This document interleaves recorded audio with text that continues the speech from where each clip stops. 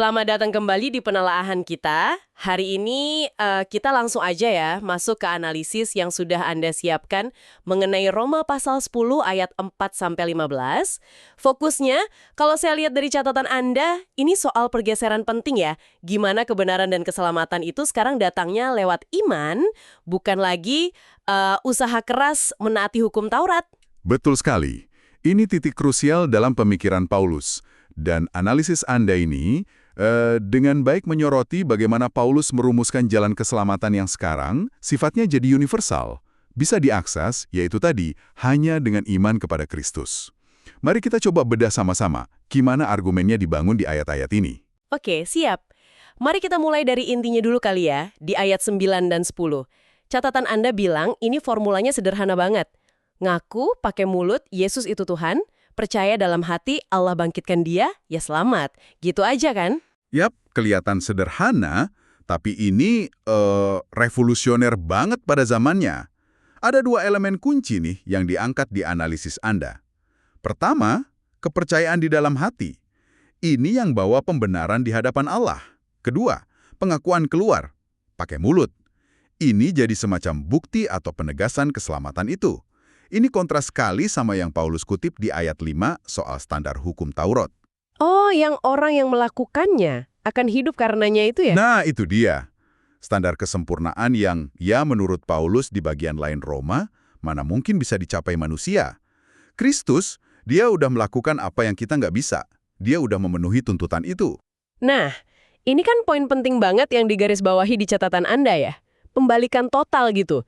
Jadi nggak perlu lagi tuh usaha-usaha heroik tapi mustahil kayak naik ke surga atau turun ke jurang maut buat jemput kebenaran. Nggak perlu lagi. Karena seperti kata ayat 8 itu, firmannya justru udah deket banget di mulut dan di hati kita lewat iman itu.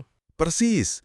Kebenaran iman itu, kata Paulus di sini, bukan sesuatu yang jauh, yang susah diraih.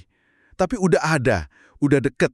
Dan yang paling radikal nih, seperti ditekankan analisis Anda, ini berlaku universal. Ayat 12 itu pernyataannya kuat banget. Tidak ada perbedaan antara orang Yahudi dan orang Yunani. Allah yang sama itu Tuhan atas semua orang. Semua ya? Semua. Dan dia itu kaya, murah hati kepada siapa saja yang berseru kepadanya. Ayat 13 merangkumnya dengan, wah indah sekali. Barang siapa berseru kepada nama Tuhan, akan diselamatkan. Janji yang inklusif, dampaknya luar biasa. Tapi ada kelanjutannya ya, yang logis banget di ayat 14 dan 15. Analisis Anda mengurainya jadi kayak rantai gitu ya. Gimana bisa berseru kalau nggak percaya? Gimana percaya kalau nggak dengar? Gimana dengar kalau nggak ada yang ngomong, yang memberitakan? Dan gimana ada yang memberitakan kalau nggak diutus? Analisis Anda bilang ini jadi dasar kenapa Injil itu harus disebarin. Tepat sekali.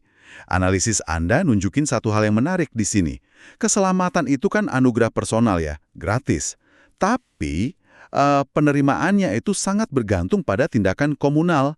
Rantai kesaksian itu tadi, dari mulut ke telinga, hati ke hati.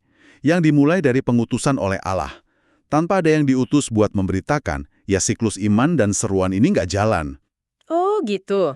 Paulus bahkan kutip Yesaya kan di ayat 15, betapa indahnya kedatangan mereka yang membawa kabar baik. Ini buat menekankan betapa vital, betapa mulianya peran para pembawa berita ini. Ini mandat misioner yang, nempel di Injil itu sendiri. Catatan Anda juga kasih dimensi praktisnya nih.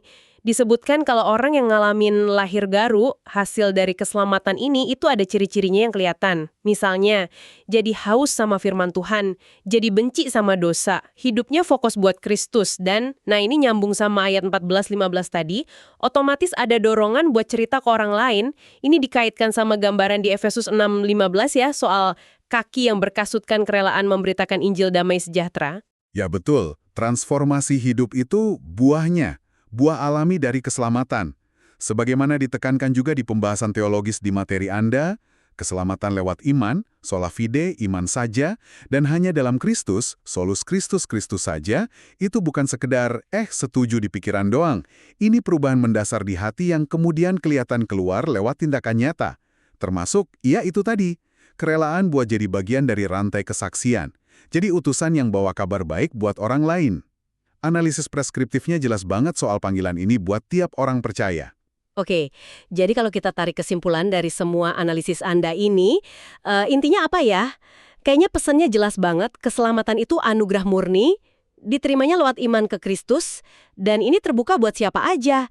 Nggak lihat lagi usaha menaati hukum atau latar belakang suku bangsa gitu ya. Benar sekali. Dan implikasinya, seperti tergambar di catatan Anda, itu jadi panggilan ganda. Satu, ya hidup sesuai kebenaran baru itu. Tunjukin ciri-ciri lahir baru tadi. Dua, secara aktif, kita memastikan orang lain juga dapat kesempatan dengar dan merespon kabar baik yang sama ini. Nah, ini membawa kita ke pertanyaan penutup yang diajukan oleh materi Anda ya, semacam refleksi buat Anda yang mendengarkan di rumah. Pertanyaannya gini, mengingat anugerah keselamatan yang wah begitu besar dan gratis yang udah diterima lewat iman, dan tanda-tanda kehidupan baru yang menyertainya, sudahkah Anda memakai kasut kerelaan itu? Siapkah Anda jadi pembawa kabar baik buat orang-orang di sekitar Anda?